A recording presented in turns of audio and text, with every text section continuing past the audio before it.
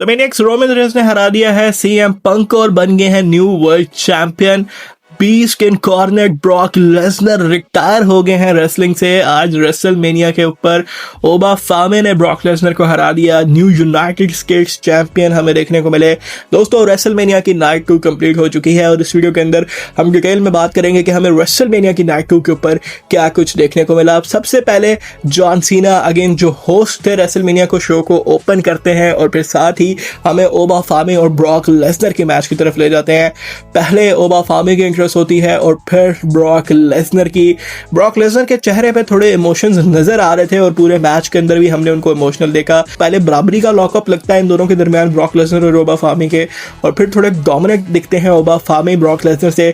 तभी रिंग के बाहर जैसी ब्रॉक लेसनर जाते हैं तो ओबा फामे के ऊपर थोड़ी एडवांटेज ले लेते हैं। ब्रॉक लेसनर रिंग के बाहर ओबा फामे को मारते हैं, फिर रिंग में आके सुप्लेक्स लगाते हैं। F5 भी लगाया ओबा फामे को, लेकिन उसके बाद जब ओबा फामे खड़े हुए चोक स्लैम और उसके बाद पावर बॉम्ब, ब्रॉक लेसनर का करियर खत्म। आज ओबा फामे ने ब्रॉक लेसनर को रेसलमेनिया में हरा दिया और ब्रॉक लेसनर उसके बाद काफ़ी इमोशनल हो जाते हैं। पहले ब्रॉक लेसनर बैठते हैं, ब्रॉक लेसनर ने पहले बैठे और फैंस मुसलसल नो के चैंट्स लगा रहे थे।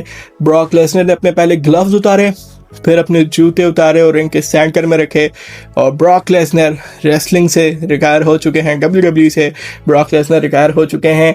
पॉल हेमन को उन्होंने गले लगाया। काफ़ी इमोशनल मोमेंट था। ब्रॉक लेसनर दोस्तों वो सुपरस्टार है जिसने 2012 से लेकर 2020 तक WWE को डोमिनेट किया। मतलब ये वो बंदा है जिससे बच्चे तक लिटरली डरते थे और मतलब एक बीस्ट को इस तरह रिटायर होते हुए देखना काफ़ी इमोशनल भी था और हार्ट टचिंग भी था, क्योंकि ब्रॉक लेसनर हमारे चाइल्डहुड के काफ़ी बड़ा हिस्सा रहे हैं। हमने बहुत मैचेस देखे हैं ब्रॉक लेसनर के, WWE को डोमिनेट किया है। फिर इसके बाद हमें नेक्स्ट 6 मैन लैडर मैच देखने को मिलता है और ये काफ़ी अच्छा मैच था। मतलब ओजी ककर भाई जवान अहमद ने बहुत ज़बरदस्त लगाया था रूसेफ को उस टाइम पे जब रूसेफ बिल्कुल इंटरकॉन्टिनेंटल चैंपियनशिप जीतने लगे थे। रे मिस्टेरियो ने भी रूसेफ के ऊपर लैडर तोड़ दी। इसके अलावा पेंटा ने आज 6 मैन लैडर मैच के अंदर अपनी इंटरकॉन्टिनेंटल चैंपियनशिप को रिटेन कर लिया है। काफ़ी बड़ा मोमेंट था पेंटा के लिए, ये पहली जीत है उनकी रेसलमेनिया के अंदर। इसके बाद हमें अगला मैच जो था वो यूनाइटेड स्टेट्स चैंपियनशिप के लिए था, जहां ट्रिक विलियम अपना रेसलमेनिया में डेब्यू कर रहे थे और एक डिसेंट मैच के बाद ट्रिक विलियम ने आज सैमी ज़ेन को हरा के अपने पहला WWE के मेन रोस्टर पर टाइटल जीत लिया। वो न्यू यूनाइटेड स्टेट्स चैंपियन बन चुके हैं। मतलब मैच की लेंथ काफ़ी मुझे छोटी लग रही थी। इवन कि ब्रॉक लेसनर और बाफामी के भी जितने ब्रॉल थे उससे ज़्यादा कम मिनट्स का शायद मैच था। मतलब आज भी मैचेस की लेंथ छोटी थी सिवाय मेन इवेंट के। खैर इसके बाद हमें डोमिनिक मिस्टेरियो और डीमन फिन बैलर का मैच देखने को मिलता है। इसको स्ट्रीक फाइट मैच में कन्वर्ट कर दिया था और आज डीमन फिन बैलर 3 साल के बाद WWE में अपना रिटर्न कर रहे थे। मतलब फिन बैलर की जो ईगो है वो 3 साल के बाद वापस आ गई थी और आज डोमिनेट किया डोमिनिक मिस्टेरियो को। डोमिनिक मिस्टेरियो की भाई इंटरेस्ट बड़ी आला थी। मतलब ट्रिपल ए चैंपियनशिप के साथ सारे लूचाडोर्स जो थे वो उनको कंधों पे उठा के एक बादशाह की तरह लेके आ रहे थे। खैर इस मैच की बात करूं तो एक डिसेंट मैच अगेन, अगर शायद टाइम ज़्यादा होता तो एक ब्रूटल मैच भी हमें ये देखने को मिल सकता था, लेकिन इतनी ज़्यादा ब्रूटैलिटी नहीं देखने को मिली। इस मैच के अंदर डीमन फिन बैलर ने डोमिनिक मिस्टेरियो को हरा दिया। इसके बाद हमें रिया रिप्ली और जेड कारगिल का WWE वुमेन्स चैंपियनशिप के लिए मैच देखने को मिलता है। जेड कारगिल इस टाइटल को डिफेंड कर रही थी।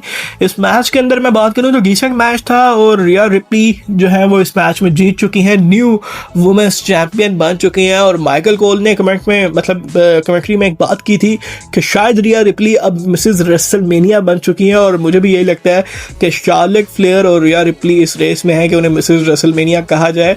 मतलब काफ़ी ज़बरदस्त उनके मैचेस रहे हैं रेसलमेनिया में। ये मैच छोटा था रिया रिप्ली का और इयो स्काई की मदद से, मतलब इयो स्काई भी वहाँ थी, जो कारगिल का ध्यान उनकी तरफ जाता है और उसी वजह से रिया रिप्ली अपना फिनिशर लगा के मैच जीत जाती हैं और न्यू वुमेन्स चैंपियन बन जाती हैं। इसके बाद हमें डैन हाउजन और जॉन सीना का भी मोमेंट देखने को मिला। अब जॉन सीना रिंग के अंदर मौजूद थे WWE की अटेंडेंस बताने के लिए। 55,000 से ज़्यादा की अटेंडेंस थी, नाइट 1 के मुकाबले में ज़्यादा अटेंडेंस थी, और ये अटेंडेंस भी काफ़ी हद तक एक्यूरेट ही होगी, क्योंकि जो नाइट 1 की अटेंडेंस थी वो भी उसमें भी WWE ने सिर्फ 500 या 1000 के करीब बढ़ा के टोटल बताया था।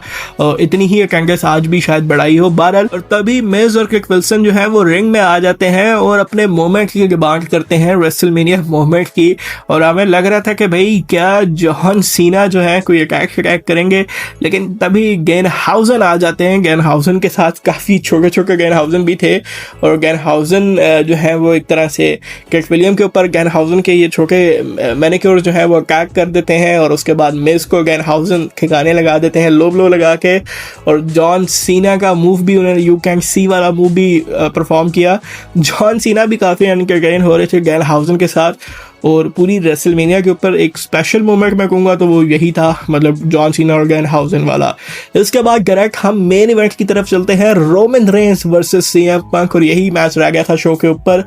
रोमन रेंस की पहले इंटरेस्ट होती है, फिर सीएम पंक की इंटरेस्ट काफ़ी स्पेशल थी। उन्होंने अपनी जैकेट के ऊपर उन तमाम लोगों के नाम लिखे हुए थे जो रिसेंटली जिनकी रिसेंटली डेथ हो चुकी है, पास्ट अवे हो गए हैं, और ये सारे वो लोग थे जो WWE की बैक स्टेज क्रू टीम का हिस्सा थे काफ़ी टाइम से, काफ़ी सालों से। खैर, ये मैच स्टार्ट होता है, शुरू में सीएम पंक जो थे वो काफ़ी हंस रहे थे, मतलब एक तरह से इस मैच में थोड़ा वो मेंटल गेम खेल रहे थे रोमन रेंस के साथ। लेकिन जब रोमन रेंस ने अपनी पावर दिखाना शुरू की तो सीएम पंक थोड़े कमज़ोर पड़ना शुरू हुए।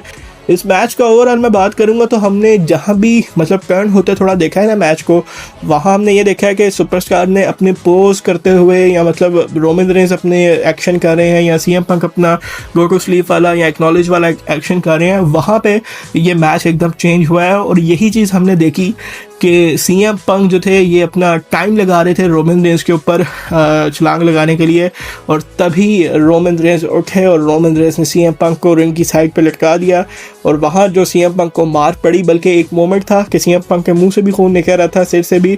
और जब सीएम पंक नीचे गिरते हैं तो सीएम पंक को मैंने नोटिस किया कि सीएम पंक जो थे वो ब्लेड से अपने सिर पे दोबारा से कट लगाते हैं ताकि वो ब्लड जो है वो थोड़ा ज़्यादा सीएम पंक के फेस के ऊपर आ सके। फिर इसके बाद रोमन रेंस दोबारा सीएम पंक को तोड़ते हैं, लेकिन फिर सीएम पंक ने भी दोबारा गैस आ जाती है, CM Punk go to sleep लगाते हैं, रोमन रेंस स्पीयर लगाते हैं, लेकिन ये दोनों ने एक दूसरे के ऊपर अपने फिनिशर्स लगा के किक आउट कर दिया हुआ था।